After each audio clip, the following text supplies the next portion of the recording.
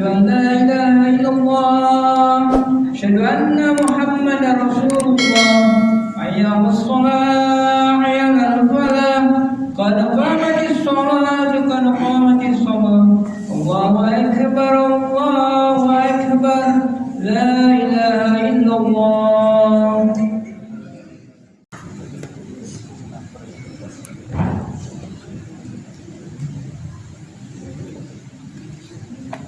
Bismillahirrahmanirrahim.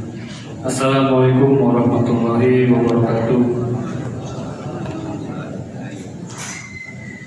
Alhamdulillahirabbil alamin wassalatu wassalamu ala asyrofil anbiya'i wal mursalin sayyidina Muhammadin wa ala alihi washabbihi ajmain. Amma ba'du.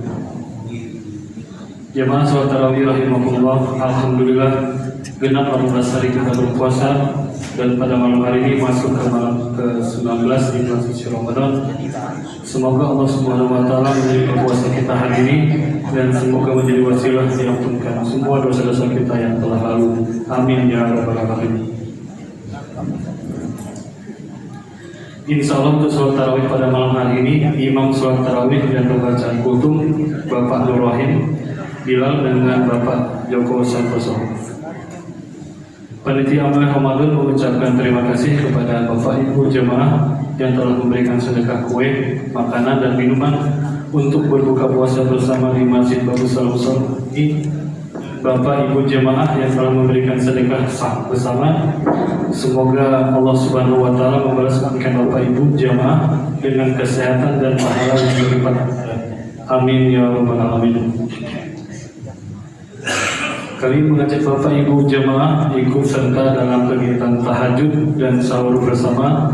Insya Allah tahajud dimulai pukul 3.00 dan dilanjutkan dengan makan sahur di Masjid Bagus Salam. Alhamdulillah telah bersedekah 11 jamaah donatur sahur bersama, dan bagi Bapak Ibu yang ingin ikut sedekah bersama untuk sahur bersama kami persilahkan. Masjid Bagus Salam juga menerima rahmal bagi jamaah yang ingin menyalurkan zakatnya dapat menghubungi pelaksana UPZ di Masjid Bagus Salam setiap pada sholat fardu untuk memudah penyaluran penerimaan zakat sampai Hamid Idul Fitri. Selanjutnya kasamuli Ramadan hari ke-18 Ramadan sebagai berikut. Saldo amalia Ramadan hari kemarin sebesar Rp6.436.500, penerimaan Rp243.000, pengeluaran Rp50.000, sehingga saldo amalia hari ini sebesar Rp6.629.500. Jamaah sholat tarawih rahimakumullah, mari kita membaca surah Al-Fatihah. Semoga kita diberikan kesehatan, kelancaran dalam melaksanakan ibadah di bulan suci ini, dan bagi jamaah dan warga komplek Dr. Bandar yang sedang sakit, semoga diangkat penyakitnya dan diberikan kesembuhan oleh Allah Subhanahu wa taala. Al-Fatihah.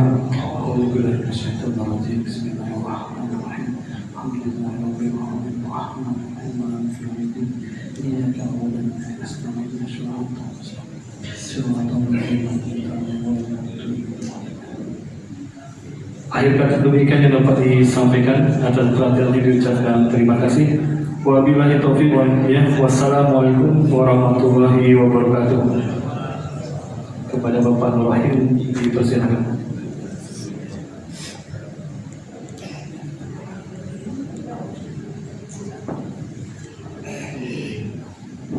Assalamualaikum warahmatullahi wabarakatuh. Alhamdulillah, salatu wassalamu ala rasulillah sayyidina Muhammad bin Abdullah wa ala alihi wa sahbihi. Hadirin hadirat Bapak-Ibu jemaah salat tarawih rahimakumullah taala sekalian. Alhamdulillah malam ini sudah malam ke-15. Berarti Ramadan kita hanya beberapa hari lagi. Dan Masya Allah, kalau kita sungguh-sungguh memahami hikmah dari Ramadan, sesungguhnya di satu sisi momentum yang baik untuk meningkatkan amal ibadah, di sisi lain merasa bersedih ketika akan ditinggal Allah. Namun yang terbaik bagi kita adalah di sisa waktu yang ada ini, mari kita tingkatkan amaliyah ibadah kita sebagaimana pesan malaikat Jibril kepada Nabi Muhammad SAW. Istaqimul amal. Tingkatkan wahai umat Muhammad di dalam beramal ketika mendekati akhir-akhir Ramadan. Karena memang begitu besar keistimewaan keutamaan di bulan suci Ramadan. Setidaknya para jemaah sekalian, mari kita berikhtiar untuk meraih Lailatul Qadar. Rasulullah bersabda, "Taharru fi Lailatul Qadri fi asril awakhir min Ramadan." Carilah keistimewaan keutamaan Lailatul Qadar yang kita tahu pada Al-Quran menyebutkan khairun min alfi syahr, lebih baik daripada 1000 bulan. Maka mencarinya adalah di 10 terakhir dalam bulan Ramadan.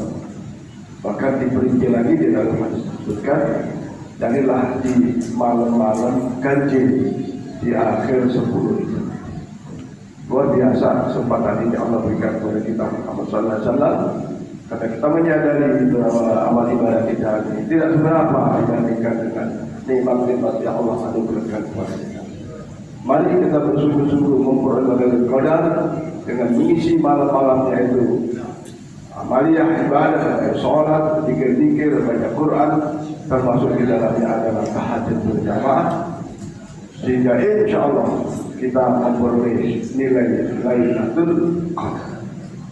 Kemudian para jemaah sekalian, bahwa kita pun seyogianya mendekati akhir-akhir Ramadan ini, ya kita melakukan muhasabah kepada ibadah kita sendiri. Selama 18 hari kita berpuasa, adakah rasa yang kita peroleh? Rasa yang kita peroleh. Kalau kita baca dari beberapa buku, setidaknya hikmah Ramadan itu sangat banyak. Di antaranya adalah meningkatnya ketakwaan kita kepada Allah Subhanahu wa Ta'ala. Dan ini alhamdulillah di Masjid Nurul Babus Salam terbukti. Ini sekarang ini maaf. Biasa sholat di rumah, maghrib kah, isya kah, subuh kah, zuhur, asar. Tapi ketika Ramadan, alhamdulillah Allah berikan kemampuan bagi kita untuk sholat wajibnya berjamaah di masjid. Jadi kalau melihat ini, kita bersyukur bahwa saudara-saudara kita memperoleh hikmah meningkatnya ketakwaan kepada Allah Subhanahu wa Ta'ala yang diimplementasikan dengan sholat wajibnya berjamaah dan itu di masjid. Ya, boleh jadi di masjid salat atau di masjid lain, di kantor dan sebagainya. Dan memang menurut hasil pengamatan itu ya, di kantor penuh juga orang sholat. Di beberapa tempat ya, ramai juga orang sholat. Kenapa? Ya karena pas siang itu tidak makan. Jadi waktu makan digunakan. Tapi bukan karena tidak makan itu, ada dorongan dari kita untuk meningkatkan ketaatan kepada Allah Subhanahu wa Ta'ala. Dan tentu saja setelah itu bagaimana mempertahankan suatu peningkatan ketakwaan ini dalam bentuk sholat berjamaah tadi dijaga sampai setelah Ramadan. Nah ini para jamaah sekalian, menjaga itu bukan hal yang ringan, ya, bukan hal yang ringan. Maka di dalam kitab Lataiful Ma'arif itu disebutkan, sesungguhnya Ramadan Allah ciptakan untuk memberi keseimbangan nilai-nilai mental spiritual seorang manusia. Manusia ini kan unik. Ada unsur malaikatnya, ada unsur syaitoniahnya, ada unsur hewaniyahnya, ada unsur subudiyahnya. Maka ketika manusia ada unsur malaikatnya itu kan ketika lahir dalam keadaan suci, bersih, tidak punya macam-macam keburukan tidak punya. Justru nilai-nilai keimanan melekat pada diri seorang bayi yang baru dilahirkan itu. Tapi ketika proses kehidupannya berjalan, timbul sifat syaitoniyahnya. Nah, sifat syaitoniyah itu ya macam-macam. Namanya sifat iblis itu kan satu, menghalangi perbuatan baik bagi setiap hamba manusia, hamba Allah. Yang suami mau sholat ke masjid, nggak usah di rumahnya. Misalnya gitu. Ya, itu pasti dirasakan godaan Allah di rumahnya. Nggak usah di masjid, di rumahnya. Mau sedekah, nggak usah nanti aja. Itu pekerjaan iblis begitu. Belum lagi yang di dalamnya itu ada unsur nafsu, istilahnya nafsu syaitoni. Iya. Ketika nafsu syaitoni ini lebih menonjol daripada sifat malaikat, maka waduh, manusia pekerjaannya, perbuatannya seakan-akan itu cenderung pada keburukan, mengikuti hawa nafsunya. Allah berfirman, inna nafsa la'ammaratu bisu'. Kecenderungan hawa nafsu itu menghantarkan kepada keburukan. Kemudian timbul sifat hewaniyah. Sifat hewaniyah ini ya yang dipikirin cuma makanan, cuma dunia aja, nggak mikirin tuh ibadahnya, nggak mikir. Yang dipikirin itu nafsunya aja. Ya, kambing misalnya kan, pagi makan, malam siang makan. Habis makan kawin sama kambing, ayam makan. Tidak ada kepikiran mau masjid, nggak mungkin. Nah, kemudian yang terakhir kata Imam Ghazali, sububiyah, ada manusia itu ingin menguasai lingkungannya, ingin menguasai, kalau misalnya di kantor, pokoknya dia merasa berkuasa penuh. Ya. Padahal bukan pimpinan tertinggi gitu, tapi sepertinya sububiyah itu ingin menguasai orang, ingin menekan, ingin mau apa-apa. Bahkan yang bukan haknya orang diperas, diminta, karena merasa jatuhan di dalam lingkungan kerja atau apa. Ketika manusia sudah punya rasa sifat sububiyah ini, kasihan juga pada orang-orang itu. Maka puasa datang, al-imsyaku bin nafsullah,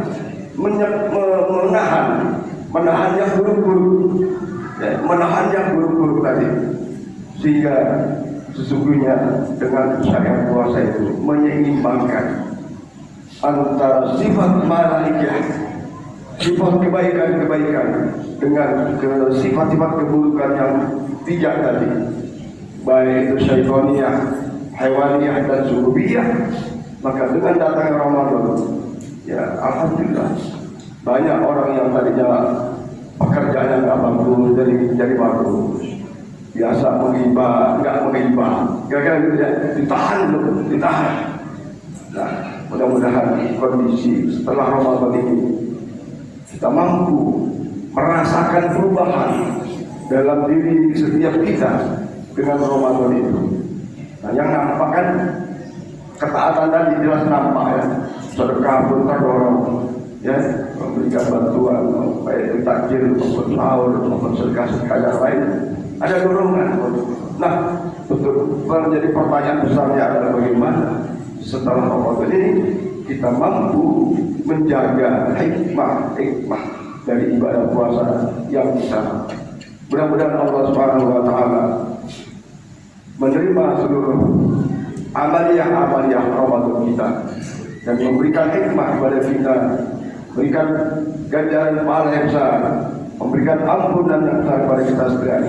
Dan setelah itu Allah beri kekuatan pula untuk menjaga keistiqomahan di dalam amaliyah ibadah. Maka Allah mengajarkan doa, Rabbana la tuzigh qulubana ba'da idh hadaytana, ya Allah, jangan Engkau palingkan lagi hati kami kecenderungan kepada yang buruk, kepada yang tidak taat. Ba'da idh hadaytana, setelah Engkau memberi petunjuk kepada kita, pada kami, setelah Engkau beri taufik kepada kami. Maka ini doa yang sesungguhnya patut kita terus panjatkan kepada Allah, supaya keadaan kebaikan yang kita lakukan terus sampai akhir hayat kita. Dan tentu saja kita berharap memperoleh nilai-nilai yang sudah Allah jadikan sendiri, bahwa yang solehan, siapa yang berbuat amal soleh, Allah akan berikan balasan jannatul ma'in, surga di dalam kenikmatan-kenikmatan yang sangat luar biasa, dan ampunan-ampunan atas segala dosa yang kita. Mudah-mudahan seperti ini bisa ada manfaatnya bagi saya khususnya dan kita semua. Mari kita tingkatkan kualitas maupun kuantitas amal yang ibadah pada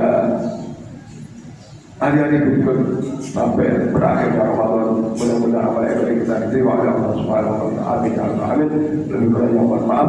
Wassalamualaikum warahmatullahi wabarakatuh. صلوا سنة التراويح ركعتين جامعة رحمكم الله.